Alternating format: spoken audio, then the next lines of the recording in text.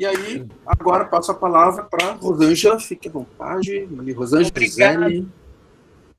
Obrigada, Yuri. Eu vou fazer uma abertura muito rápida e gostaria também de passar, então, a palavra para a Gi.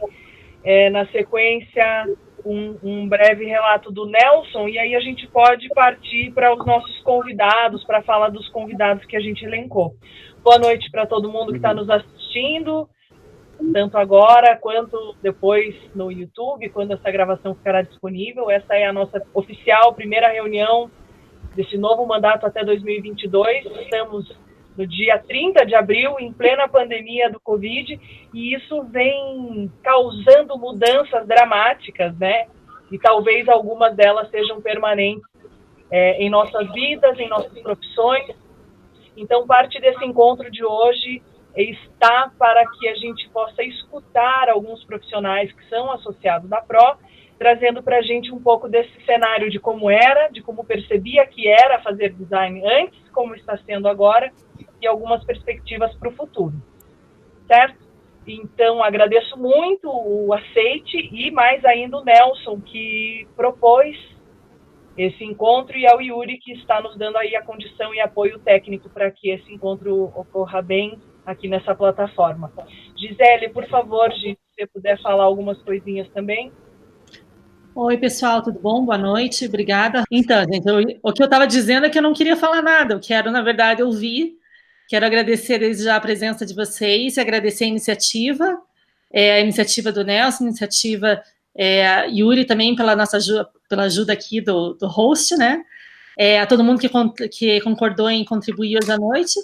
E é isso, eu só quero ouvir o que vocês têm a dizer, a contar, para ver o que a gente pode trabalhar e trocar aqui nessa conversa, tá bom? Obrigada, gente. Beijo.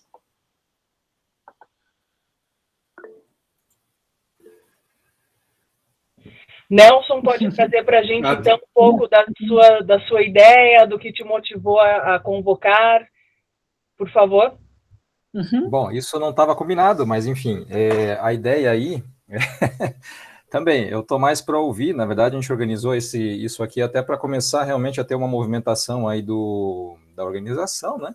Do nosso grupo, até para não deixar morrer isso durante esse período aí de pandemia. Então, a gente convocou aí um pessoal profissional da área aí para trocar uma experiência a respeito disso, né? E aí, passo a palavra aí para os convidados. Fiquem à vontade. Algumas pessoas talvez não tenham visto ainda, só uma breve apresentação. A gente escolheu representantes de áreas diversas. Eu gostaria de convidar primeiro a Valquíria, pode ser, Valquíria, para você fazer uma fala, então, de 5 minutos. Preciso lembrar todos os convidados que a gente determinou esse tempo, tá bom? De 5 minutos. E eu vou fazer Desculpe, vou interromper quando os 5 minutos tiverem sido completos, tá bom? Tá bom, tranquilo. Bom, eu vou falar, pelo que o Nelson passou para mim, a ideia era falar um pouquinho sobre o cenário pandemia agora, né? Como o escritório estava agindo, como está agora e quais são as perspectivas de futuro em relação principalmente ao mercado, né? Então, eu acho que é por aí que eu sigo. É isso, Nelson? Confere? Tá. Então, beleza. Bom, eu sou da Arbo Design, né? A gente é forte principalmente em design de produto. Sou eu e o Daniel está aí também. Então, eu vou falar rapidamente, daí ele vai continuar também o papo com vocês. Em relação ao mercado, eu acho que a ideia do Nelson era a gente falar do mercado externo, porque a gente tem bastante clientes que não são da região de Curitiba, né? E até fora do Brasil. A gente tem clientes na Ásia, tem clientes na Europa, na verdade um cliente na Europa, e tem clientes na América Latina e nos Estados Unidos. Então era mais ter essa percepção de como que essa pandemia está afetando todo mundo, né? Então, bom, em primeiro lugar a gente tem que dizer que o nosso cliente fixo é cliente brasileiro, normalmente. Os projetos fora do Brasil, eles são mais pontuais, mas eles acontecem com bastante frequência. Então, o que a gente pode dizer é que, obviamente, Estados Unidos e E o pessoal da Europa, nem mais mensagem recebemos, e-mail, nada, então o negócio realmente está parado por conta da pandemia. E o pessoal da Ásia agora está retomando, e a nossa sorte foi de que tinha alguns projetos que já estavam, antes da pandemia chegar no Brasil, eles já estavam começando aqui, e a gente está agora continuando com eles, então esses projetos estão acontecendo, mas deu uma retraída forte no mercado, como todos vocês devem estar sentindo.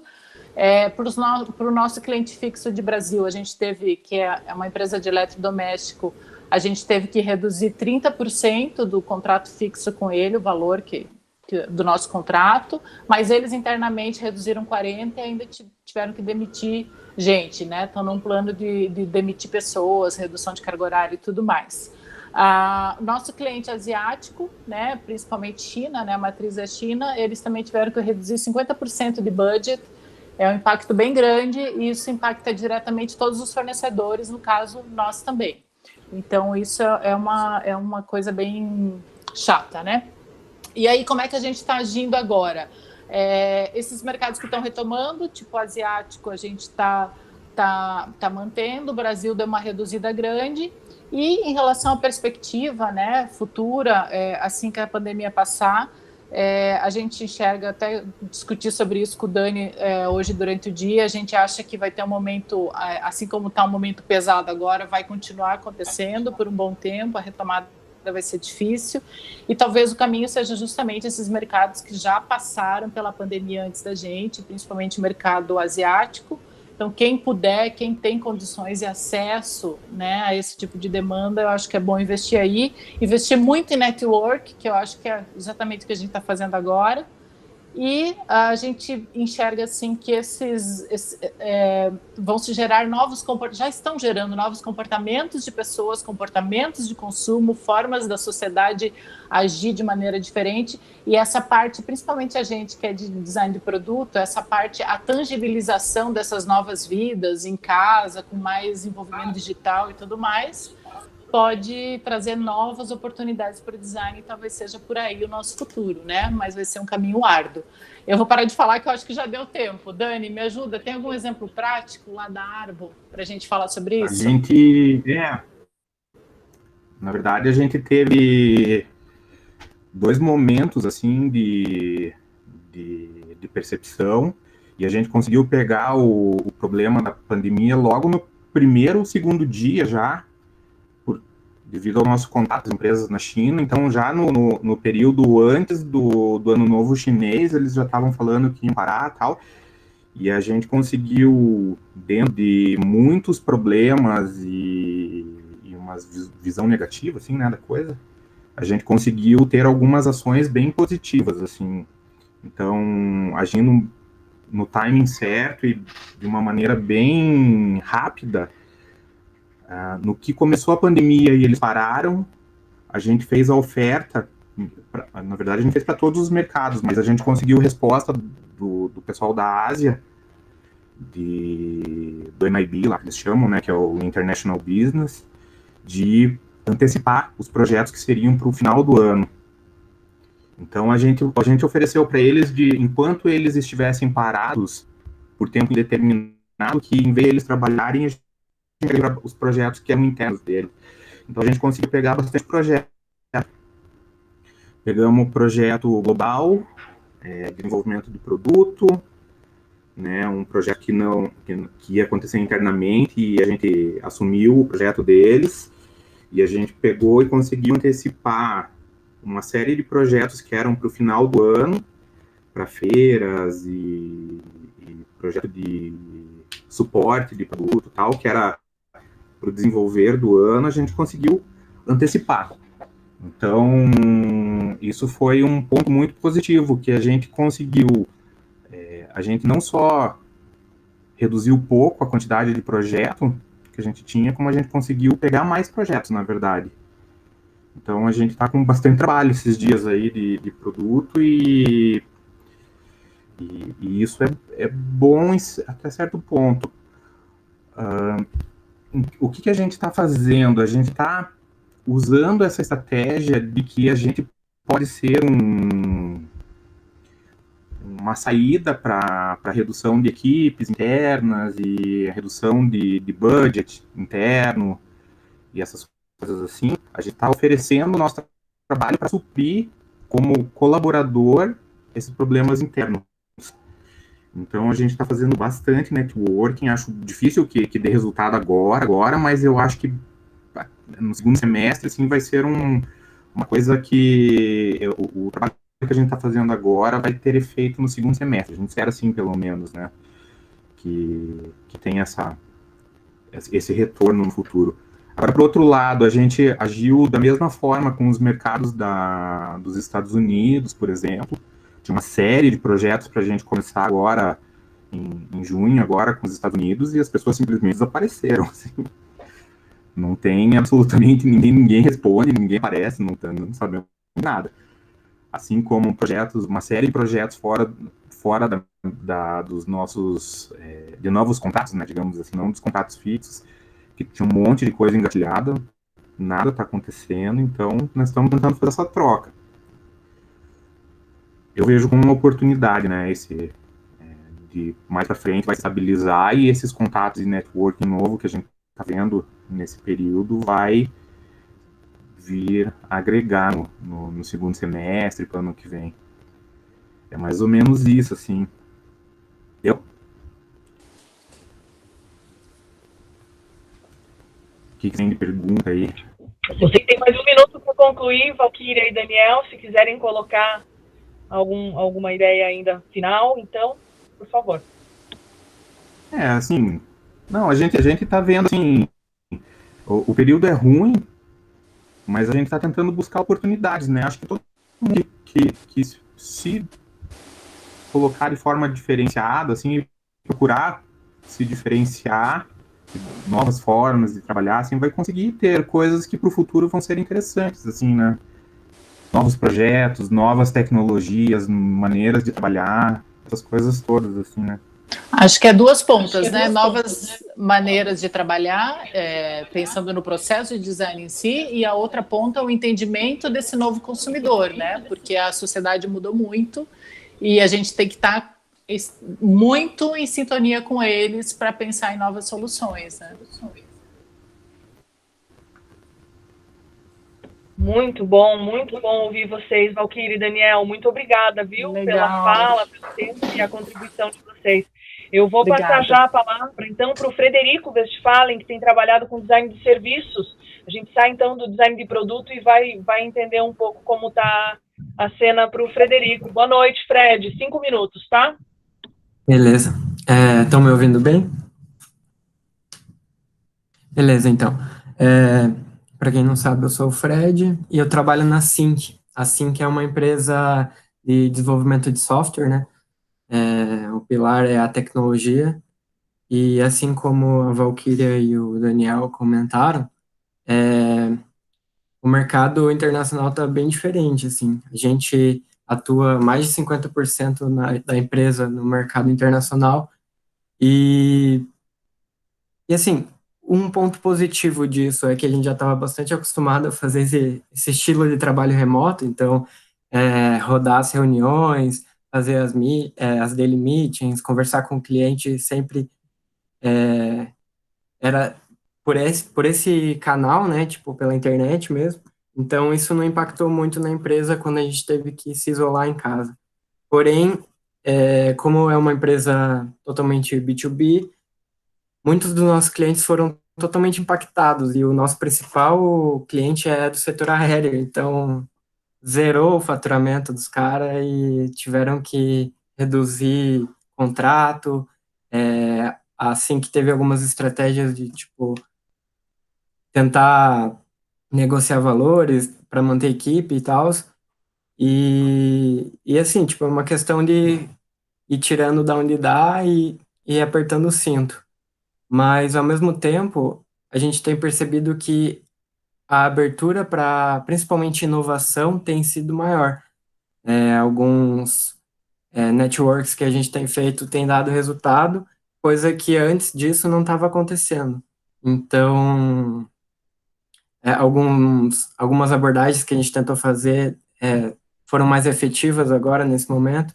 até porque as pessoas estão mais em casa, etc., né?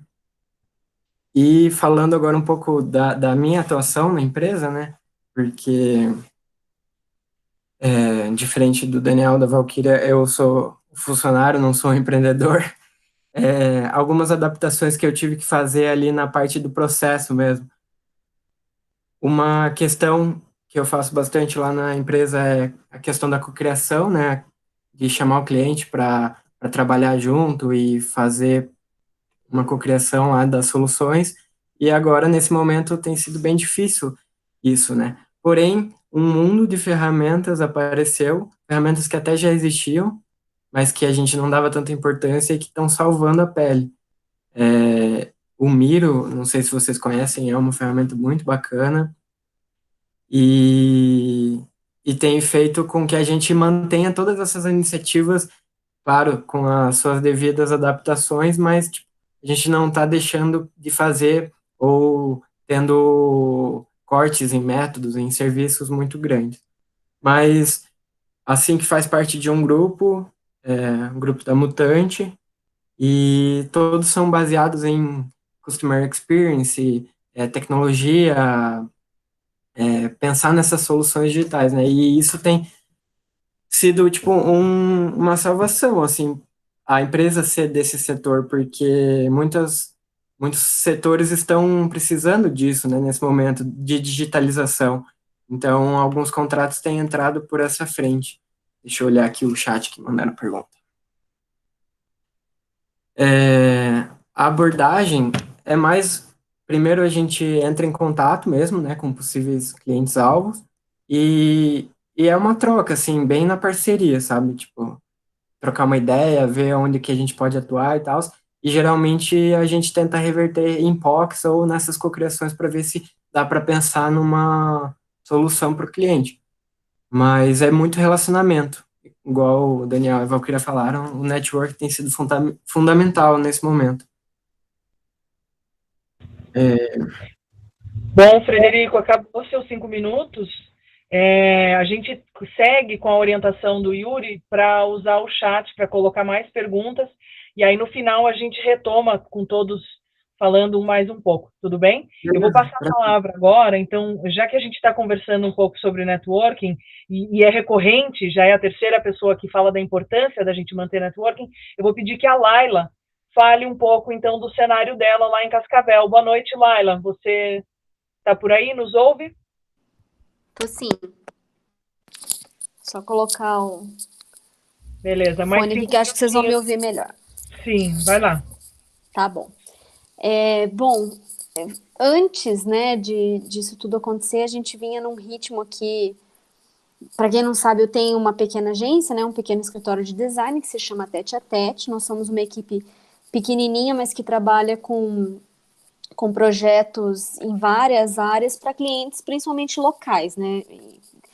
Em maioria empresas aqui da região, aqui de Cascavel, pequenas empresas de vários setores. E o que a gente vinha desde o começo do ano era num movimento muito bom, de muita expectativa do aquecimento dos mercados e de alguns setores que estavam com dificuldades no ano passado.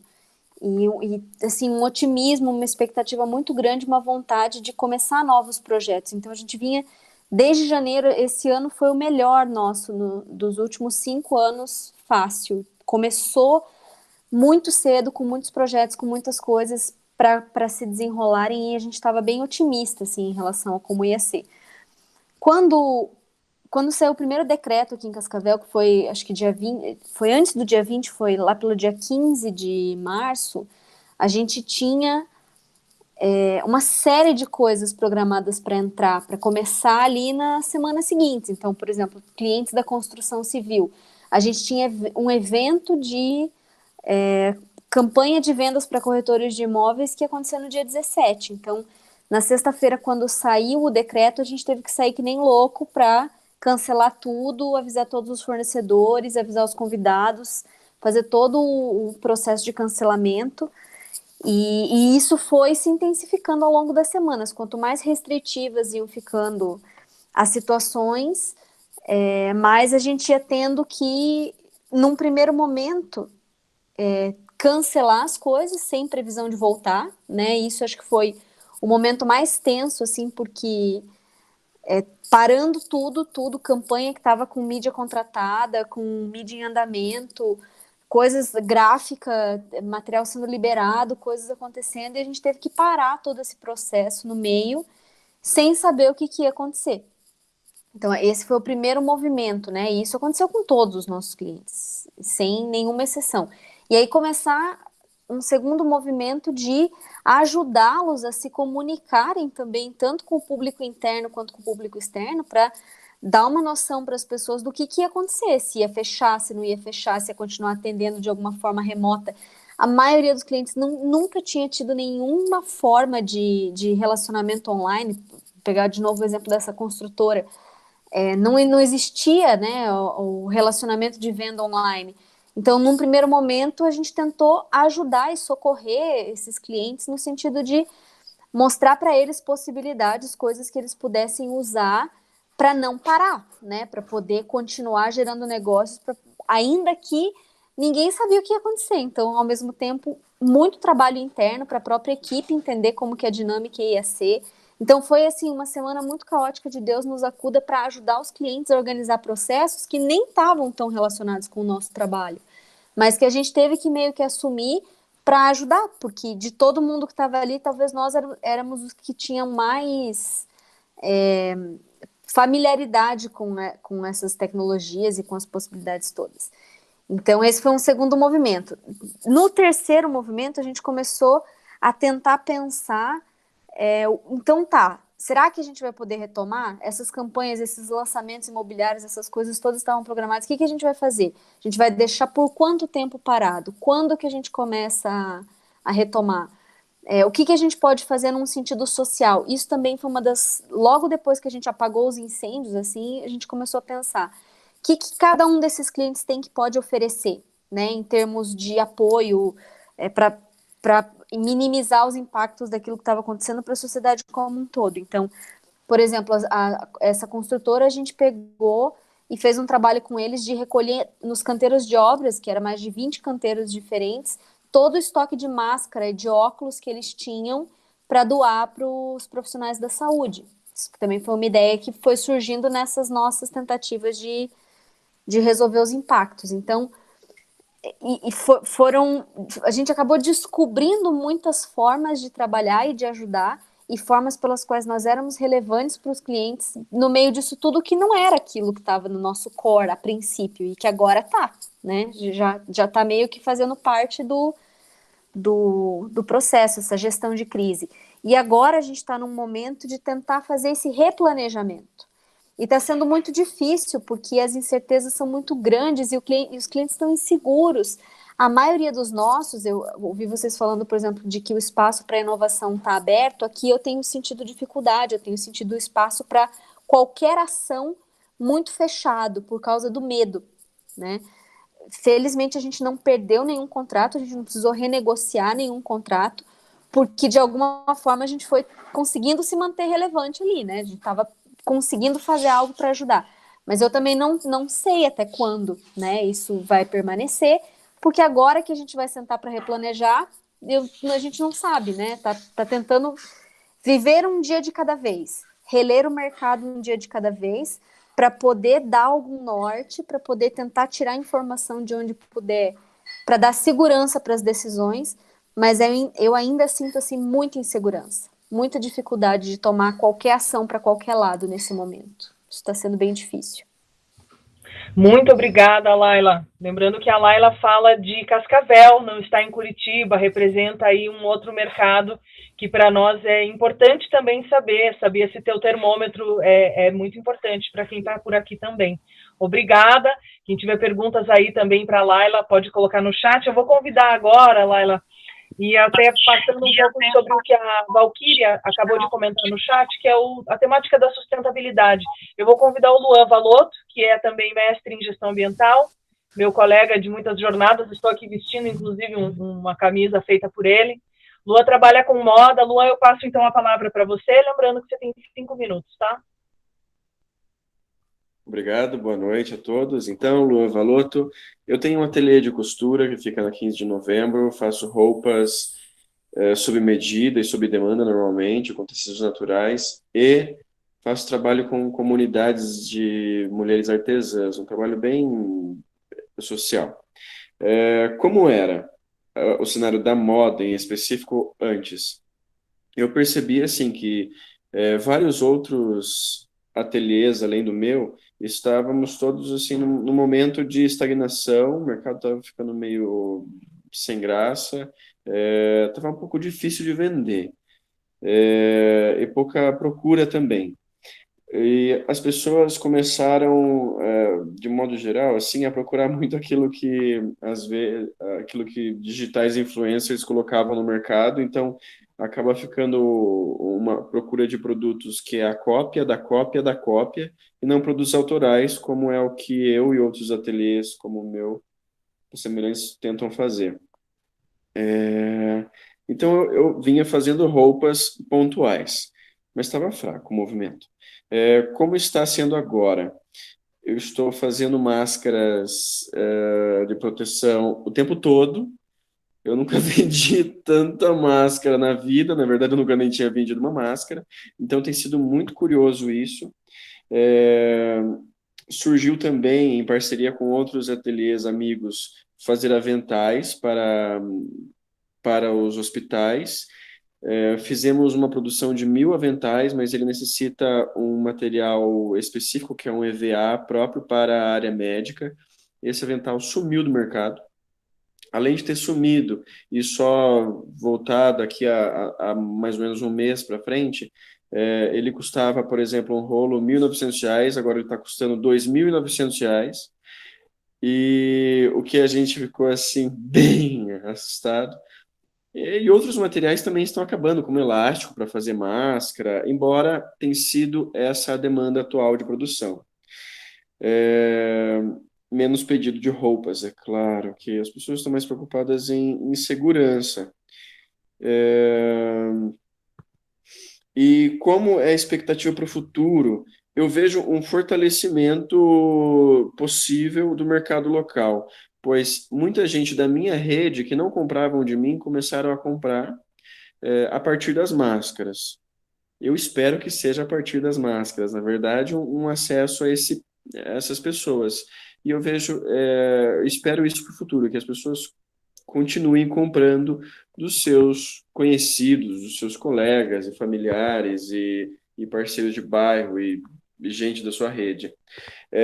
Vejo um cenário muito legal para inovação, muito possível e muito necessário para inovação na área de vestuário. Afinal, todo mundo quer se proteger, quer ter segurança à hora de sair de casa e para o mercado. Então, acho que existe uma possibilidade aí de inovação muito boa, porque já existem materiais têxteis próprios para isso, como eu comentei aí, o material para os médicos, que é um EVA. Então, estão surgindo hoje mesmo, publiquei na minha rede para o rosto inteiro, estilo face shield. Vão surgir produtos bem interessantes. Eu acho que essa mescla daí entre o designer de moda, designer de produto, bacteriologistas e gente de várias outras áreas que estão atuando, uma possibilidade de desenvolver aí produtos para o nosso futuro, que pelo jeito pode ser aí meses ou até muito mais tempo. Isso tanto na área de roupas quanto de acessórios. Afinal, estamos vivendo o que é uma guerra, né? E se tem guerra, então tem armadura. E a armadura, acho que para nós que não estamos de uma guerra, é a roupa. E a roupa, então, pode ser esse escudo protetor. É essa a minha fala. Obrigado. Muito obrigada, Luan. Que curioso, né? Colocar nesses termos a moda, e eu tive essa percepção, mas a gente traz para o debate aí a importância do papel da moda no desenvolvimento e avanço da tecnologia em vestuário, né? Vou chamar agora o professor Cando, da UTF-PR, para contar para a gente, então, um pouco da sua atuação junto aos universitários, junto à instituição. Boa noite, Cando. Você está por aí? Boa noite, pessoal. Estão me ouvindo aí? Sim. Sim, então vamos lá. Então, a minha fala é um pouco fora da curva, né? Comparando aí com os outros colegas. Na verdade, eu trabalho com as pessoas que vão enfrentar as coisas que vocês estão descrevendo, né? São os alunos que muito em breve vão estar encarando, ou já encaram, na verdade, muitos deles, esse cenário em mudança mais drástica, assim, em relação a todas as coisas que vocês falaram, relacionamento de consumo, a própria ideia de trabalho, essas coisas desse tipo. Então, eu agradeço a oportunidade de falar aqui.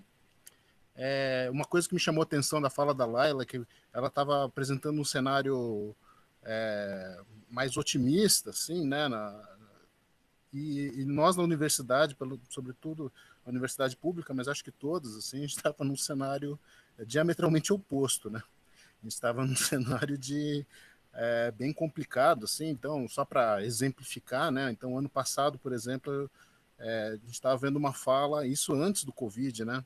Uma fala de pesquisadores da Fiocruz falando do corte de recursos para pesquisa na área de profilaxia e na área de programas sociais, né, justamente para impedir epidemias e coisas desse tipo. Então, nosso cenário era mais... Eu usei o exemplo da Fiocruz, que me pareceu... Foi uma coincidência, né, que me veio a lembrança, assim, então uma fala muito recente e tem a ver com isso. Bom, mas então vamos para a universidade que eu trabalho na UTF-PR. Então, só internamente, né, só para dar uma questão de número, assim, em relação ao departamento que eu trabalho, no departamento de design nós temos aproximadamente 800 alunos, dos mais variados tipos de condições sociais e, enfim, de recurso e até de idade. A gente tem uma faixa etária bem variada, assim, muitos trabalham, sobretudo aqueles que trabalham estudam no curso noturno, por exemplo, né? Então, isso é uma coisa que eu queria apresentar para vocês. E no cenário que a gente tem agora, uma coisa que já era importante antes, me parece cada vez mais importante, são justamente essas parcerias, né? Como que a gente consegue fazer mais parcerias para a gente conseguir ter um impacto maior, né? Não é nem uma questão de impacto, porque a gente trabalha muito com a ideia de construção conjunta, sabe? Impacto parece que é uma coisa de fora, né? E o que a gente quer é construir junto, né, com os demais atores aí da sociedade, né? Em termos práticos, assim, as primeiras semanas a gente fez eu diria que é quase uma coisa experimental, assim, a gente fez 2 semanas em educação à distância, né, em EAD, antes da suspensão do calendário. Então, eu reforço que é uma suspensão, não é um cancelamento ainda, né? Então, ele está suspenso por uma data no porvir. Hoje mesmo tivemos uma reunião do nosso conselho adiando, né, a volta às aulas, assim, porque não se sabe nenhuma data para fazer isso, né? E a discussão do EAD, então, que eu mencionei agora há pouco, é um dos grandes motes, né, das nossas discussões lá, né?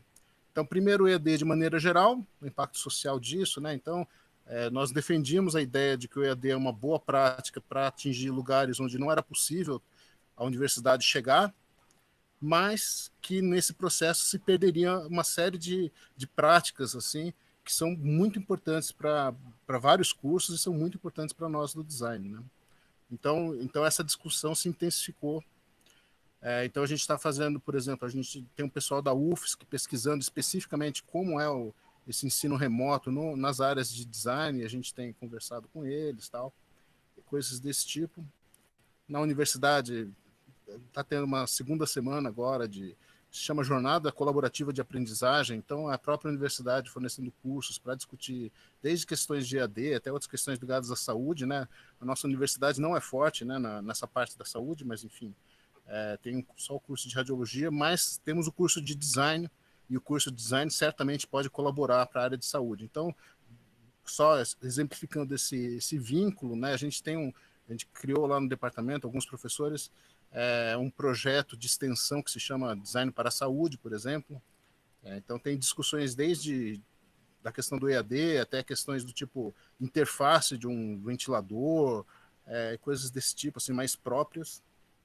E dito isso, então, uma coisa que eu acho que poderia se generalizar da universidade é que a gente tem vários níveis assim de problemas que a gente está lidando. Então, em relação às nossas praças, a gente continua com reuniões, orientação de TCC que não envolva pesquisa de campo. A gente está tendo essas atividades, reuniões de grupos de pesquisa, lançamentos de revistas acadêmicas com temas específicos ao Covid, coisas desse tipo. Então, esse é o nível de criar produtos mesmo, né? Criar coisas especificamente. Mas a gente também está pensando num nível mais sistêmico, digamos assim, né? Como é que vão ser as aulas do futuro? Né? Como é que vão ser os empregos do futuro? Como é que vai ser o entretenimento? Então, tem o pessoal lá que trabalha com animação, lá, puta, como é que vão ser essas relações? Como é que vão ser as relações de consumo? Então, então a gente tá com esses níveis, assim, né? Como lidar com a situação dos nossos alunos. Então, por exemplo, a gente fez uma campanha de doação de alimentos, quer dizer, isso não é uma coisa tão nível estratégico, não criou nenhum edital, nenhuma política pública, mas a gente vai resolvendo os problemas dos nossos alunos ali. Então, a gente conseguiu arrecadar 670 cestas básicas como um projeto meio de iniciativa meio voluntária, assim, para apagar incêndio, assim, dos nossos alunos que têm problemas econômicos, assim. Mas também tem essas outras questões mais relacionadas à educação mesmo, né? Sei lá, eu me perdi no tempo aqui. Tudo bem, Cândido, acabou seu tempo agora, acabou de virar 19h41. Agradeço muito e como professora me solidarizo e digo que estamos todos nesse barco da avaliação se o EAD realmente atende a toda ao universo dos alunos, enfim. Vamos, então, dar uma olhada nas perguntas, pode ser assim, pessoal? E a gente agora, a partir desse instante e das falas de todos vocês, a gente tenta responder aqui. A primeira pergunta foi a Gisele perguntando para Arbo, para Valquíria e para o Daniel, se vocês estão percebendo alguma diferença no briefing vindo dos clientes.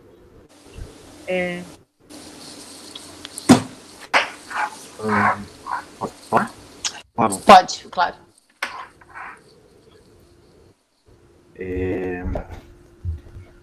Dos que vem de fora,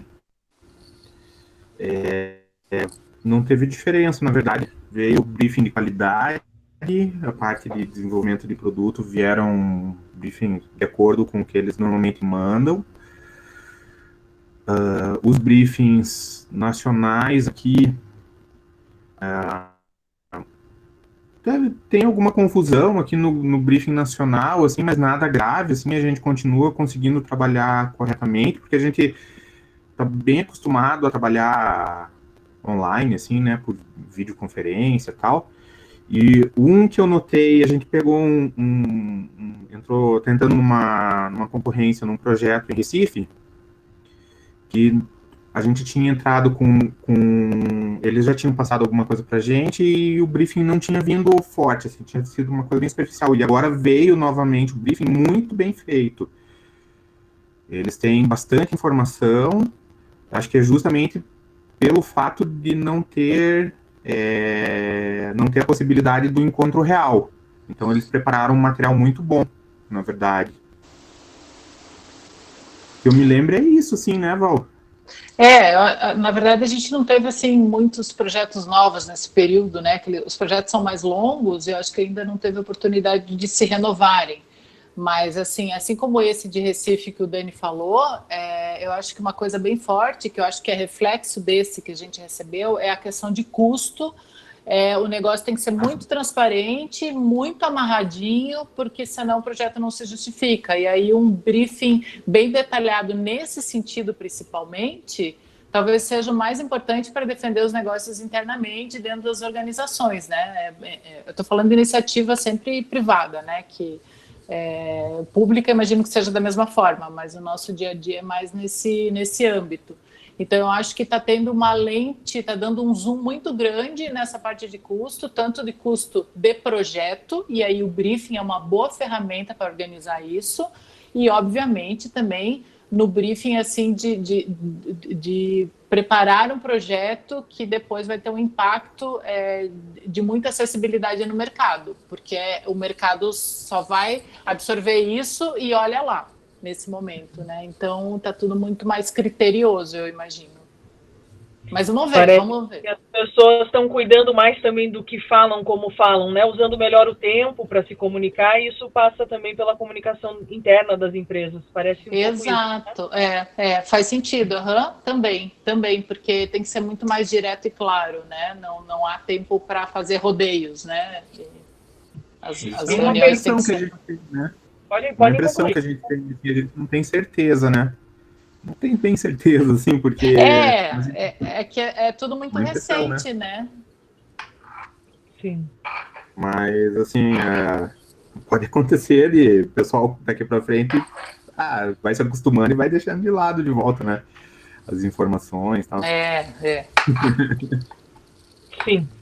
E tem o briefing-less, né? Tem o clientes que é sempre briefing-less. Nunca teve.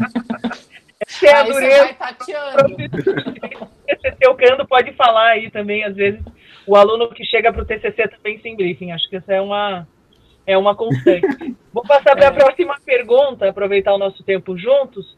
O Yuri perguntou para o Fred que tipo de abordagem de inovação eles estão fazendo nesse momento, já que o Fred dizia que existia, então, e concordando bastante com o que vocês falaram, existe uma cena favorável à inovação. Então, Fred, que tipo de abordagem de inovação que é assim que anda fazendo? Então, é muito relacionamento, né? As pessoas, o próprio comercial ali, as pessoas que já têm alguns contatos com outras empresas que a gente já tinha startado alguma coisa, e identificar possíveis problemas, assim, sei lá, o setor de saúde agora ele está bem necessitado de soluções, né? Então, daí, às vezes, a gente consegue pensar alguma dor ali, pesquisar algo que vem sendo falado, produz alguma POC, alguma possível solução e apresenta numa reunião comercial, às vezes, nesse sentido, assim, de estou aqui para te ajudar, vamos construir uma parceria. Ou então, nesses relacionamentos que a gente vai tendo por LinkedIn, e-mail, etc., a gente marca alguma reunião, bate um papo e vê como que pode construir uma relação. Mas é bem orgânico, assim, não tem nenhum processo super estruturado. Meio que, tipo, perceber o feeling, perceber como que tá rodando cada empresa, cada setor que a gente atua, os que a gente já atua, né, principalmente, a gente consegue ter mais informação, e se pôr à disposição, assim, para trazer inovação, para solucionar esses problemas.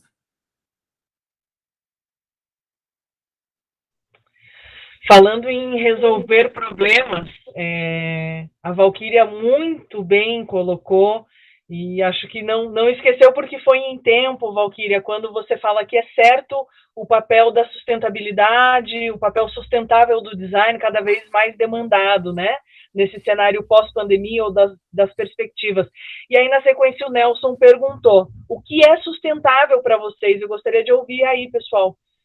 O que vocês hoje, então, entendem por sustentável, ou design sustentável? Nossa, bom, da minha parte, eu vou dizer que isso é um termo muito amplo, né? A gente falar o que é um design sustentável, ele pode ter vários contextos e várias formas de acontecer, desde do projeto em si, como uma visão mais sistêmica, como o impacto disso na comunidade, como até ações mais políticas e governamentais, o papel mais estratégico mesmo do design, que pode afetar na sustentabilidade. Mas eu acho que, assim, pessoalmente, falando como Arbo Design, o nosso dia a dia, meu e do Dani, é uma luta para tentar fazer acontecer e tentar aplicar qualquer ação de sustentabilidade. Porque, na verdade, o nosso mercado não está... O cliente não está preparado para isso, porque ele acha que o mercado não está querendo isso, que não tem demanda para isso. Então, principalmente a gente que trabalha com bem de consumo, é bem complicado, porque a gente falou de briefing agora há pouco, a gente depende, para a sustentabilidade realmente acontecer, isso tem que estar numa visão mais estratégica, de âmbito mais de business mesmo das empresas, tem que estar pensando assim, para aí a gente conseguir ter espaço para aplicar e justificar as ações de sustentabilidade. Porque sustentabilidade não é fazer greenwash, não é trocar o material só e dizer que o material é um plástico reaproveitado, ou que é uma coisa que vai ser biodegradável, vai ter menor impacto no meio ambiente. Não é só isso, tem muito mais coisa por trás. E eu acredito que para realmente ter ações com força em design, esse envolvimento tem que ser mais estratégico mesmo, tem que vir do cliente. Lógico, o designer também tem o seu papel, né, de ajudar a construir essa cultura. Mas eu acho que o que eu vejo é que o cenário pós-pandemia vai mostrar muita coisa, vai revelar muita coisa, inclusive a importância dessas questões. E provavelmente isso, tomara, possa refletir no nosso trabalho do dia a dia. Deixa eu concluir, assim, falar uma coisinha que a gente passou por hoje, por isso, assim, que a gente passou a tarde discutindo, acho que tem a ver com esse tema de sustentabilidade de uma forma um pouco diferente, assim. A gente passou a tarde hoje discutindo de como que a gente consegue, o que a gente pode fazer com o nosso conhecimento de design que possa suportar o bom funcionamento dos departamentos internos de desenvolvimento de projetos. Assim. Então, a gente está tentando explorar assim, o nosso conhecimento de outra maneira para que a gente consiga dar suporte para os departamentos internos. Assim. Acho que acaba sendo uma boa maneira de sustentabilidade também. Assim. Com certeza, nos processos. Luan, conversando sobre isso. Queria ouvir um pouco do Luan Valotto aí, as perspectivas dele em relação à sustentabilidade de moda também, trazendo um pouco dessa consciência para essa produção que está tão urgente, emergente também, né, das máscaras, enfim. Como que você tem visto aí a sustentabilidade avançando nessa área da moda, Luan? A Valkyria trouxe uma visão já bem bonita, assim. Eu sou muito daquele que pensa que a partir do social, a partir do trabalho com a sociedade, com as pessoas em si, a gente consegue impactar nos outros meios, no ambiente, e isso vai fazer com que a gente também possa impactar na economia e assim chegar a níveis melhores de sustentabilidade. E quando eu penso em moda e sustentabilidade hoje, é engraçado, assim, até a gente conversava, né, Rosângela, que quando a gente pensa em sustentabilidade e pesquisa, isso há algum tempo era iminente, falávamos sobre isso, que alguma coisa poderia surgir com um grande problema a qualquer momento. Uma epidemia, ou crises hídricas, ou crises de temperatura, ou crises ainda além e tantas outras possíveis. As sociais estão aí todas. Então, hoje eu estava relembrando que ano passado a Marine Serri, que é uma designer que faz vestuário, ela disse que ela faz future wear. Na coleção dela, no ano passado, ela já trouxe looks com máscaras. Já existia a composição de peças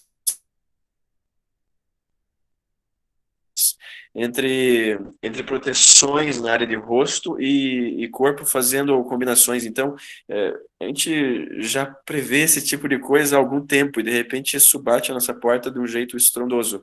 Então, eu fico por aqui.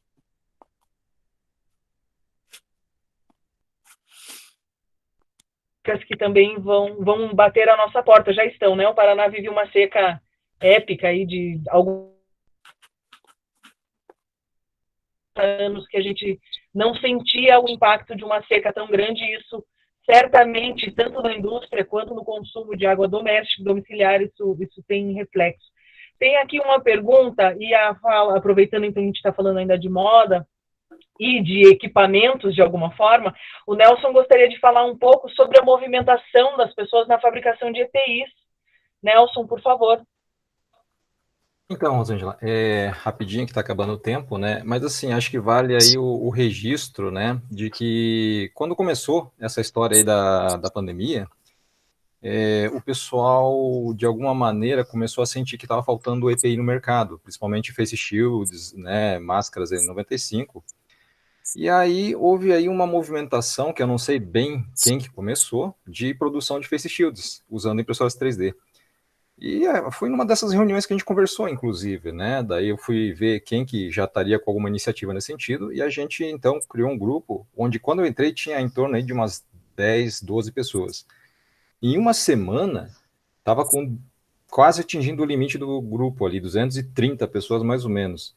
E foi um negócio interessante, assim, o pessoal estava se doando realmente para fazer produção de máscaras, começou assim de maneira bem despretensiosa. Aí o pessoal se organizou em logística, produção, recorte da parte de acetato, enfim, foi um negócio bem interessante. E movimentou assim de uma maneira que realmente a gente não esperava. Tanto é que se conseguiu até a ajuda da prefeitura com a alocação do espaço lá do FabLab, e eles cederam inclusive as impressoras que tem lá, tem em torno de 20 impressoras. Então foi um negócio bem interessante nesse sentido. Aí, depois disso, começou a se ver que estava faltando também, poderia se faltar no mercado, respiradores, né? E aí também o pessoal da USP desenvolveu um respirador de baixo custo e fácil fabricação.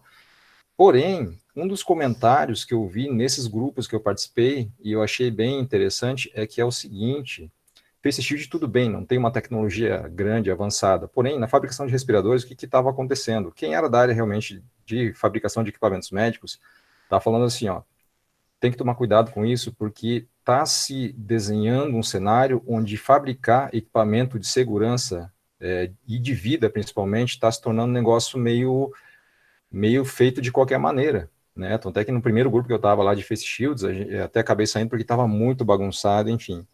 E a gente acabou concentrando lá no Fab Lab por uma coisa um pouco mais organizada. E isso me chamou a atenção, realmente. O respirador ele precisa ter uma pressão correta, porque senão a pessoa não pode ter apneia quando tem essa respiração. Então, assim, isso, por um lado, foi interessante ver toda essa movimentação do pessoal realmente tentando ajudar. Por outro lado, você tem que ter um pouco mais de nível, base técnica para fazer uma coisa desse tipo. E acho que vale tanto para a criação de produtos também. Enfim, eu sou da área de produtos, eu falo por isso, né? Mas o positivo de tudo isso foi essa movimentação que gerou, sabe, essa solidariedade, assim. Então, isso eu achei muito bacana.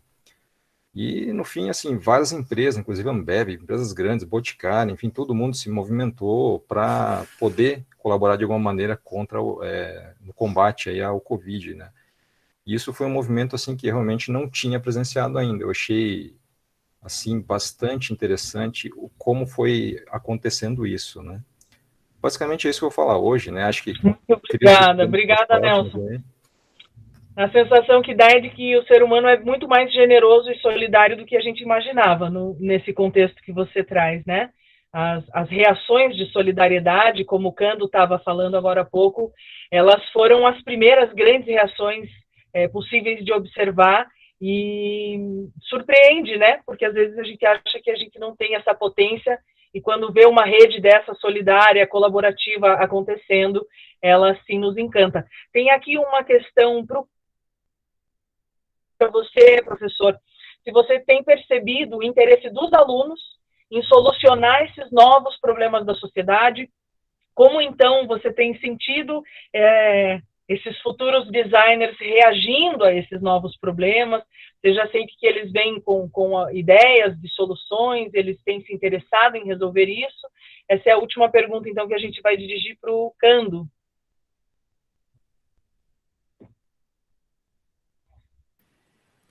Bom, eu confesso que eu não tenho uma resposta assim muito muito objetiva, no sentido que eu não tenho como responder isso de forma muito objetiva. A sensação que eu tenho é que temos muitos alunos engajados, que estão realmente sensibilizados pela situação atual, mas, sobretudo, o que eu estou falando agora é muito mais uma sensação que eu já tinha antes mesmo, né, do Covid, enfim. Então, acho que sim, a gente tem uma parcela de alunos sensíveis a essas questões, Não, evidentemente não são todos, eu também não vou nem chutar nenhuma porcentagem disso, assim, mas, sobretudo, eu sinto que alunos, quando eles entram no curso, acho que eles têm muita vontade de ajudar de alguma forma, porque, como já foi mencionado antes, né, a crise do Covid é mais uma, né, entre essas questões ambientais, as questões sociais. Quer dizer, basta essa rapaziada ir para a rua e olhar para a rua e saber que tem coisa para fazer, né? Tem problemas para se resolver. Então, eu diria que acho que sim, temos vários alunos sensíveis às causas, desde causas, por exemplo, sei lá, dos animais, da alimentação, questões sociais, temos vários alunos com essa sensibilidade, sim. Agora, eu não vou chutar porcentagem, temos alunos também, sobretudo quando começa a chegar no final do curso, eles estão preocupados no emprego, e que é óbvio, tem que fazer isso mesmo, né? Mas, enfim, começa a ficar um pouco mais complicado, essa discussão ficar tão evidente assim, mas eu sou otimista. Mas é muito mais, isso não é fruto de nenhuma pesquisa, de nenhuma enquete com os alunos, mas eu tenho a sensação de que temos várias pessoas, né, desse universo de 800 alunos que eu falei que nós temos lá no departamento, tem uma parcela razoável de pessoas comprometidas e interessadas em deixar as coisas um pouco melhores aí para os dias que virão. Que bom ouvir, Lucano, que bom, ainda que não sejam dados científicos, né? É bom saber dessa tua sensibilidade de ver essa reação acontecer, sim. Bom, pessoal, são 8h01. Essa nossa reunião estava planejada para terminar aqui agora. Creio que quem ainda pode ficar mais alguns minutos, vai acabar ficando aqui pelo chat respondendo e trocando informações. Lembro que o Yuri solicitou que a gente preencha um formulário de participação, tá bom? Para poder registrar aí algumas das ideias que foram colocadas. E abro, então, pela última vez o microfone para alguém que queira falar, o Marco e o Áulio, que estão aqui no grupo e não falaram ainda, se quiserem também dar uma palavra ao grupo, por favor. Só um recadinho paroquial, eu acabei de mandar no grupo, lá no WhatsApp, uma avaliação da nossa live, tá? Então, se vocês puderem chegar... mas aí é uma avaliação, não se preocupem, se podem responder depois, né? Para a gente sempre melhorar os nossos serviços, né? Então, a gente entender tudo isso e a gente melhorar, beleza? Aí tá com vocês.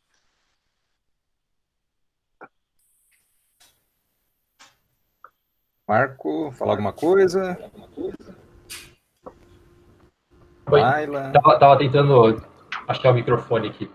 Não, na verdade, é muito bacana ouvi-los, conhecer alguns de vocês hoje, não conhecia às vezes só por nome. Estava muito ansioso para ter, né, conversar, ouvir outras cabeças, outras experiências que está acontecendo. E acho que é um espaço bacana, que acho que a Pro tem que explorar mais, usar mais, ter trocas, trocar figurinha mesmo, para, enfim, tanto melhorar a régua, né, do design como geral, o design paranaense, e também está contribuindo aí para um design mais efetivo na sociedade. Bom ver vocês, grande abraço.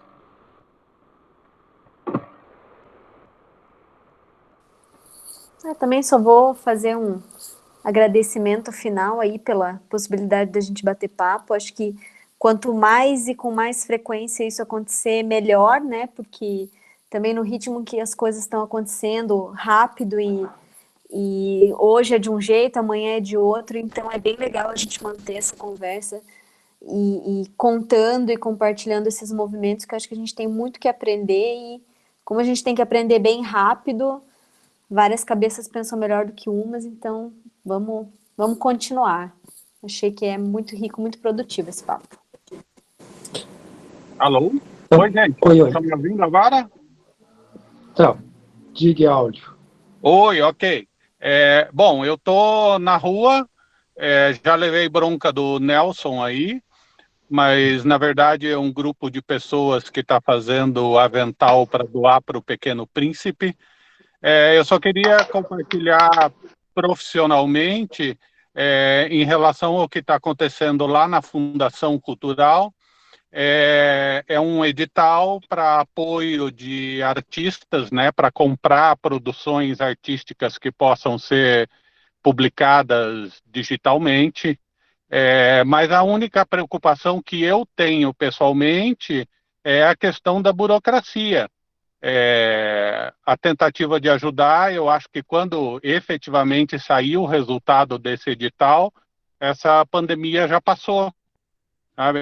É bem preocupante, assim, nessa esfera de governo, já que tudo tem que ser de acordo com a lei, tudo regulamentado, com prazos de reclamação e etc., eu só sinto muito que essa ajuda possa vir num momento já que as coisas tomara estejam andando, tá bom?